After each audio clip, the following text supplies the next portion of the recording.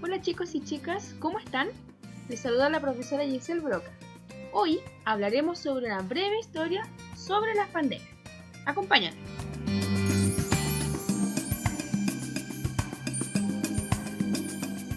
¿Qué es una pandemia? Llamaremos pandemia a la propagación mundial de una nueva enfermedad. Se produce por la gripe cuando surge un nuevo virus gripal que se propaga por el mundo. Y la mayoría de las personas no tienen inmunidad contra él. Por lo común, los virus que han causado pandemias con anterioridad han provenido de virus gripales que infectan a los animales, según la OMS ya del año 2010. Hoy, quiero que entendamos que las sociedades se han organizado para estudiar y combatirles desde distintos periodos de la historia.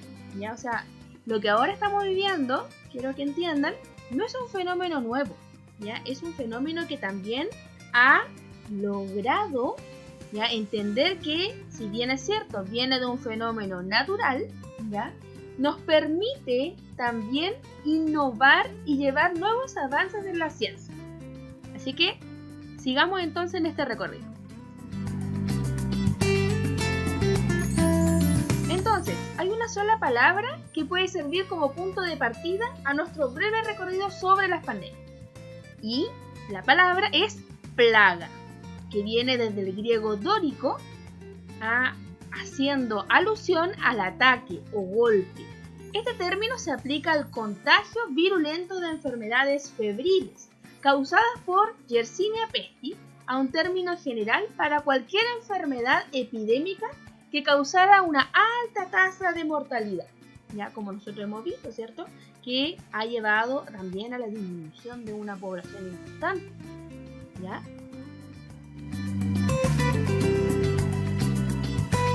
¿Qué pasa en ese sentido? ¿Ya? Lo primero que nosotros tenemos que considerar que anterior, ¿verdad?,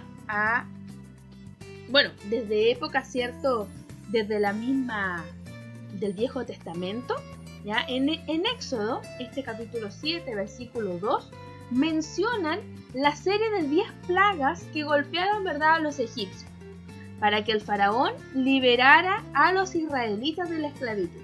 Ya lo vemos, ¿cierto?, en este documento fuente, y que nos habla de estas 10 plagas que afectaron claramente de naturaleza infecciosa, ¿ya?, proveniente, ¿verdad?, de los piojos, las enfermedades ganaderas, la fiebre, las muertes de los primogénitos, ¿ya? Vamos a ver que van a describir enfermedades infecciosas, ¿ya?, principalmente que provenían, ¿verdad?, de los animales. Y nosotros lo podemos ver hoy en día, ¿cierto?, en la serie Moisés, ¿verdad?, que se transmite, ¿verdad?, en TVN, donde se muestra cómo, ¿verdad?, en este caso, el imperio, ¿verdad?, de Egipto tuvo, ¿verdad?, que hacer frente, ¿verdad?, a esta gran pandemia que afectó a una gran cantidad de población.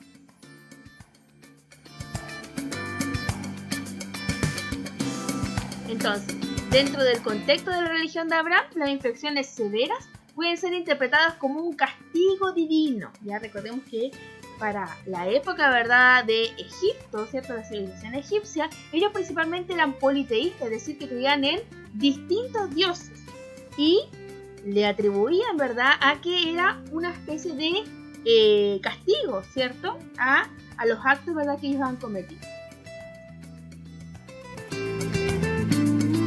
Ahora, quiero que pasemos a revisar esta plaga ateniense, ¿cierto?, del año 430 al 411, ¿ya? Principalmente vamos a ver esta lucha que tuvo que hacer frente tanto Atenas como Esparta, ¿verdad?, donde vamos a ver a Hipócrates, este médico, ¿verdad?, que fue contemporáneo a esta época, ¿ya?, y que él principalmente, ¿verdad?, cuando menciona, ¿verdad?, la guerra del Peloponeso, ¿verdad?, que fue este enfrentamiento entre estas dos ciudades, ¿verdad?, estados, ¿ya?,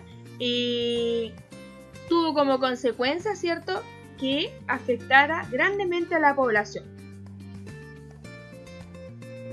Ya, entonces, una lucha entre las ciudades estado de Atenas y Esparta, ¿ya? Hola. La plaga ateniense se originó en Etiopía y desde allí se expandió a través de Egipto y Grecia. ¿ya? Los síntomas iniciales de esta plaga incluyeron dolor de cabeza, conjuntivitis, rash cutáneo y fiebre.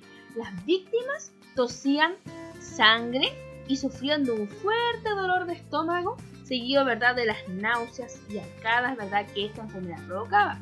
Los individuos afectados generalmente morían entre los 7 u 8 días, para que nosotros tengamos en cuenta, ¿ya? Considerar también que durante Grecia y específicamente lo que fue Atenas, ya fue una gran ciudad que estuvo, ¿cierto?, sobrepoblada, ¿ya? Y por lo tanto la plaga se expandió de forma, ¿verdad?, muy rápida, ¿ya? Vamos a considerar también, ¿cierto?, que afectó, ¿cierto?, a los líderes que tuvieron una gran influencia durante este proceso, ¿verdad?, de expansión territorial, ¿verdad?, que llevó a cabo este imperio, ¿ya? Como fue que afectó también, ¿cierto?, a Pericles, ¿ya? ¿Quién fue Pericles, verdad? Fue el líder ateniense, ¿ya? Y vamos a ver, ¿verdad?, que como consecuencia a la caída económica, ¿verdad?, y que afectó obviamente a las creencias de las personas,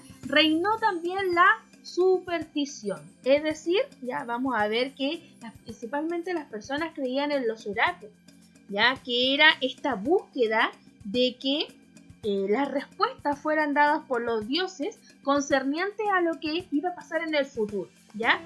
Pensemos, ¿verdad?, que era un método de adivinación. Y por otra parte, vamos a ver, ¿cierto?, la peste bubónica, ya que como sabemos muy bien, ya estaba relacionada con la propagación, ¿verdad?, de la picadura de las pulgas, ya infectadas que habitaban principalmente en los roedores. Bien, ¿qué pasa ahora en Roma? Ya vamos a ver que vamos a tener una plaga antonina, ya se llama así, ¿verdad?, porque fue en la época, ¿cierto?, imperial. Este brote fue conocido como la plaga antonina de 1165 a 180 y fue documentada por el médico Galeno, por lo que fue también conocida como la plaga de Galeno. La plaga antonina ocurrió en el Imperio Romano durante el reinado de Marcos Aurelio y se piensa que fue causada por la viruela específicamente, ¿ya? Considerar que, a diferencia de la plaga de Atenas, comprometió a vastos territorios, ¿ya?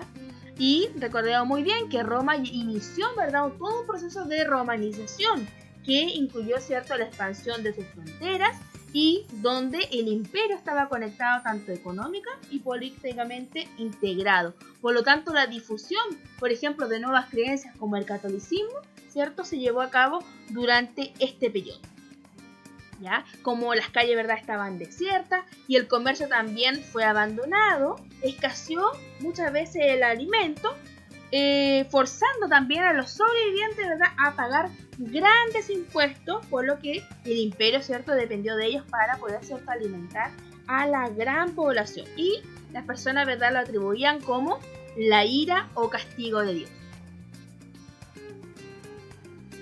Y también vamos a encontrar en la plaga, ¿verdad?, Justiniana. Hay que considerar acá, ¿cierto?, que se inició en el siglo VI en Etiopía, avanzando, ¿verdad?, hacia Egipto y la estepa central.